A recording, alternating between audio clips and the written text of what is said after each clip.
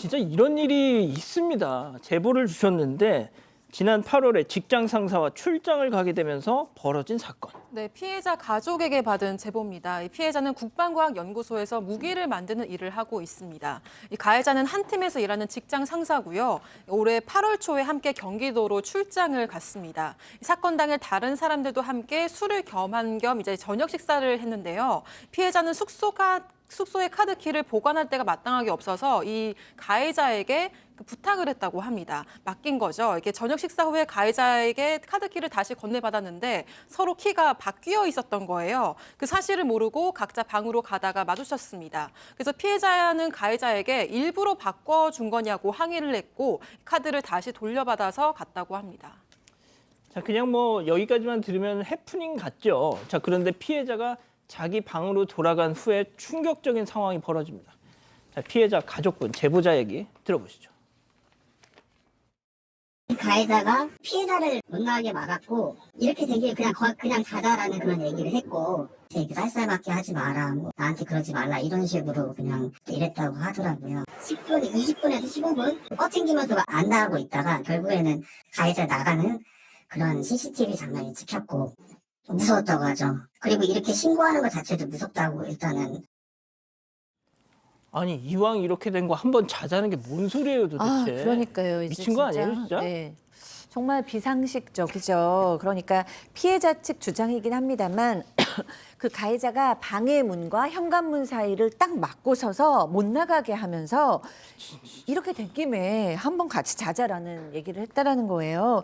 근데 또 피해자가 보기에는 얼마나 무서웠겠어요. 게다가 이 가해자 12살 연상의 유부남이었어요. 아이고. 너무 놀라가지고 불편하니까 그만둬 달라. 나는 상간녀 되고 싶지 않다라고 얘기를 하니까 또 미워하지 말아라. 왜 차갑게 구냐. 하룻밤 좀 같이 자자. 뭐 이런 식으로 얘기를 했다라는 거예요. 그래서 너무 화가 나서 이제 거기에 대해서 완강히 거절했고 한 15분 정도 그러다가 이제 나갔다고 합니다. 자, 그 완강히 저항을 해서 예. 일단 아무 일도 없었습니다만 박 네. 변호사님, 저 완전 미친 거 아니에요 저거? 예, 그래서 당연히 회사에 알렸고요. 회사 관계자도 가만히 넘어갈 수가 없습니다. 당사자, 가해자한테 얘기를 하니까 기억이 안 난다라고 얘기를 했다고 합니다. 그 다음에 다음날 아침에 이 피해자한테 전화를 했다고 해요. 해서 기억 안 나니 미안하다, 팀 나가겠다 그렇게 얘기를 하면서 자기도 갈 곳이 좀 있어야 되는데 고충처리위원회에 신고를 하지 말아라고 요청을 했다라고 합니다. 그렇지만 고충처리위원회에 신고를 했고요. 해야죠. 조사하는 과정에서 이제 그런 얘기를 했다고 그대로 얘기합니다. 그냥 한번 자자. 왜 나한테 차갑게 구느냐. 이렇게 얘기를 했는데 고충처리위원회에서는 CCTV라든지 아니면 이 피해자 주장 등이 다 증거에 부합하고 이렇게 직장 상사를 음해할 이유가 없기 때문에 직장 내 성희롱 인정되면서 경징계를 의결했다고 합니다. 자, CCTV 등 객관적인 증거에 이 상황, 정황이 다 부합을 했고 또 이 가해자가 뭐 말을 이렇게 했다가 저렇게 했다가 그 진술의 일관성이 없었다는 겁니다. 자, 그래서 고충처리위원회에서도 이건 성희롱 맞다 하고 경징계를 의결했다는 거죠. 자, 정신적인 스트레스 당연히 극심했죠. 가해자와 회사에서 마주치는 것도 두려워서 사건 직후에 병가를 내셨대요. 자, 지난 10월 초에 복귀를 했는데 얼마 지나지 않아서 그 징계위원회가 열렸답니다. 그런데 징계위원회에서 이 피해자를 상대로 질의를 했대요. 자, 그런데 징계위원들이 이런 얘기를 했다는 겁니다. 체크포인트 짚어보죠. 약 먹었어요? 자, 직접 들어보시죠.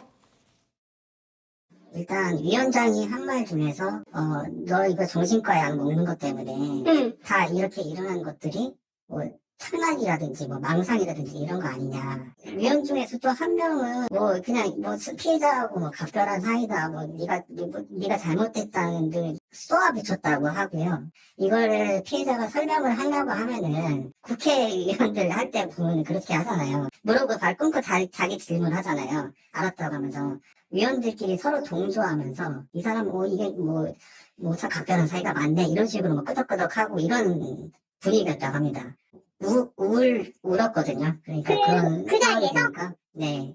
그러니까 그 위원 같은 경우는 그러니까 방해된다고 나가라고 했습니다.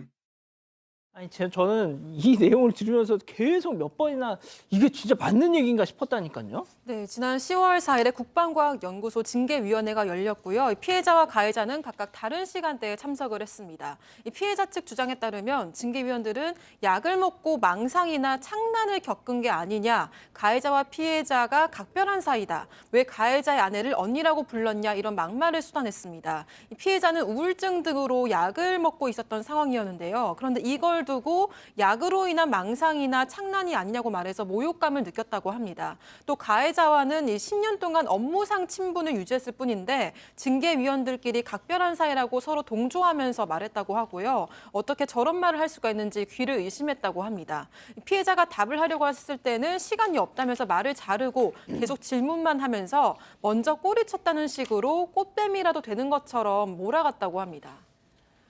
아이고 세상에 저런 그 성폭력 피해자가 아이 네가 먼저 꼬리친 거 아니야 뭐 이런 식으로 만약 분위기를 몰아간다 면전에서 그 가만히 있겠습니까? 그 제정신으로 그 자리에 앉아 있을 수 있겠어요, 팀장님? 피해자의 주장에 의하게 되면 징계위원들이 꽃뱀식으로 몰아가니까 너무 억울하지 않습니까? 억울하니까 항의하고 눈물을 쏟고 그러니까 그 오히려 징계위원들이 조사에 방해되니까 나가라면서 다시 부를 테니까 옆방에 있어라 이렇게 말했다는 겁니다. 그러니까 피해자는 뭐라고 했냐면 조직이 나를 지켜주지 않는데 나도 나를 지키지 않다면서 이제 방으로 갔어요. 옆방에 있는데 회의실 옆방인 모양입니다. 옆방에 있었는데 격리시킬 수 있었는데 징계위원들의 행태에 너무나 큰 상처를 받으니까 너무나 억울하고 분하니까 이분이 그만 스스로 창문으로 뛰어내렸는데 그 높이가 약 5m 바닥에 떨어진 거예요. 스스로 떨어내린 거죠. 그러니까 그 쓰러져 있으니까 지나가는 사람들 신고를 했습니다. 신고를 해가지고 병원에 이송이 됐는데 그 피해자는 척추, 골반, 손목, 발목이 골절되는 증상을 입어가지고 이제 극심한 호통 호소하고 있는데 지금 가족들도 그렇고 저 피해자도 마찬가지로 병원에 누워 있지 않습니까? 그런데 저렇게 많이 다쳤으니까 언제 치료가 될지 기약이 없는 상태라고 합니다. 박 교수님 투신을 하셨대요. 네. 너 얼마나 억울하시면 그 일을 겪은 것만도 사실은 거의 트라우마가 될 수 있잖아요. 10년 동안 어떻게 보면 믿고 있었던 상사인데 그걸 겪었는데 아무도 나를 보호해주지 않고 거기에 대놓고 마치 뭐 약기운에 그러는 거냐 꽃뱀 아니냐라고까지 얘기하면 나의 이 정말로 이 억울하고 분노의 감정을 어떻게 추스릴 수가 없는 거죠. 그래서 그 순간 이렇게 투신까지 하셔가지고 지금 너무나 몸 상태가 안 좋은 지금 상황입니다. 그런데 이 지금 가해자가 사실은 그 전에부터 이런 사인이 있었대요. 그러니까 일을 하다가도 9시가 넘은 시간에도 뭐 너무 예쁜 우리 후배님, 나는 뭐 우리 후배님 팬클럽 회장할래. 뭐 내 인생에서 이렇게 멋지고 예쁜 친구를 알게 해주셔서 감사하다. 나한테 선물 같아. 막 이런 얘기를 계속한 거예요. 다시 한번 저 가해자는 유부남입니다. 네, 유부남의 12살이 많은 사람이죠. 그런데 노래도 링크를 보내주고, 근데 이게 추근덕 되는 거잖아요. 그래서 이제 대꾸도 안 하고 이렇게 얘기를 했대요. 그런데 문제는 이 가해자가 징계위원회에서 겨우 정직 1개월 처분을 받았고요. 어제는 또 웃으면서 출근까지 했다고 합니다. 박 변호사님. 네. 유부남의 애가 둘에 12살 연상. 뭐 하는 놈이에요, 진짜. 저 문자도 그렇고 지금 문제는 그 투신 이 부분 때문에 세 번째 지금 전신 마취 수술을 받는 그런 상황입니다. 좀 화가 나는 부분이 사건 발생된 지 오래됐는데 3개월 지나서 징계위원회 열렸고요. 징계위원들의 자질일지 의심스럽습니다. 기본적으로 2차 가해를 가하면 안 되는데 당연하죠. 2차 가해를 가하는 상황이 이뤄진 거거든요. 2차 피해를 줬기 때문에 그 부분 명예훼손이나 모욕죄로 지금 고소를 한 상황이고 지금 국방과학연구소 확인해 보니까 일단 징계위원회 발언에서 사실 유무 이런 사건 관련 내용이니까 알려줄 수는 없고요. 다만 수사에는 협조하겠다라고 밝힌 상황이고요. 그 제보자 얘기를 좀 했습니다.